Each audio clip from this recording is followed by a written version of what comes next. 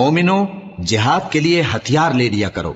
پھر یا تو جماعت جماعت ہو کر نکلا کرو یا سب اکٹھے کوچ کیا کرو۔ اور تم میں کوئی ایسا بھی ہے کہ خواہ مخواہ دیر لگاتا ہے اور پیچھے رہ جاتا ہے، پھر اگر تم پر کوئی مصیبت پڑ جائے تو کہتا ہے کہ اللہ نے مجھ پر بڑی مہربانی کی کہ میں ان میں موجود نہ تھا۔